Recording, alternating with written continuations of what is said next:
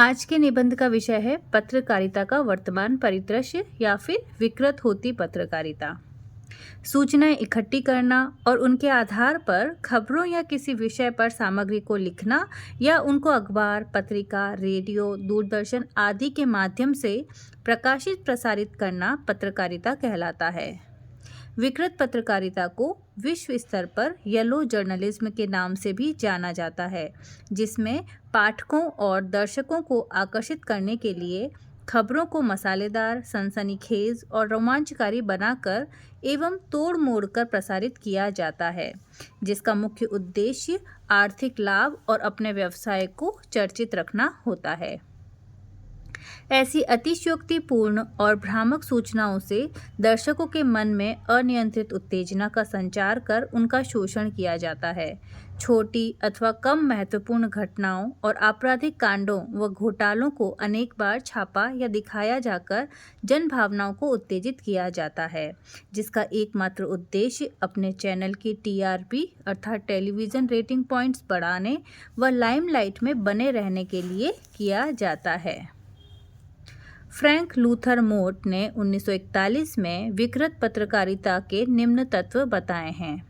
पहला, कम महत्वपूर्ण खबरों को बार बार मीडिया में अधिक स्थान देना। दूसरा, भ्रामक शीर्ष पंक्तियों व अफवाहों को समुचित स्थान देना। तीसरा, दलितों के पक्ष में और व्यवस्था या सिस्टम के विरुद्ध नाटकीय सहानुभूति का प्रदर्शन करना। चौथा, काल्पनिक चित्रों का अधिक प्रयोग। पांचवा, अधिक तड़क भड़क युक्त सामग्रियों को छापना। और छठा, हास्य सामग्री या महत्वपूर्ण सामग्रियों को प्रचुर मात्रा में स्थान देना।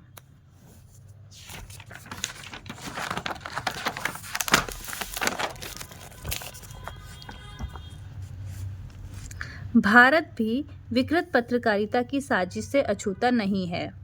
जैसे पेड न्यूज़ प्रवृत्ति, जहाँ पर पत्रकारों को खबरें छापने के लिए पैसे दिए जाते हैं।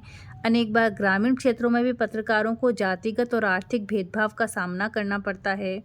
अनेक सितारों के प्रसंगों को बढ़ा चढ़ाकर टीवी चैनलों पर दिखाया जाता है, जिनमें किसी भी प्रकार की जन कल्याण की भावना और राष्ट्र प्रेम का जज्बा प्रतीत नहीं होता है।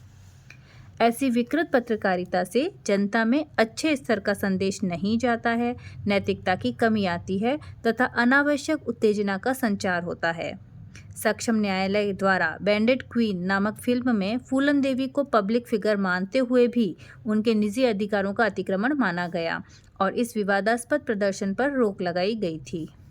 ऐसे मीडिया को अनुशासन और परिपक्वता से ओतप्रोत नैतिक सिद्धांतों की ओर ध्यान देकर अपने व्यावहारिक और व्यावसायिक जीवन शैली में इनको समुचित स्थान देना चाहिए।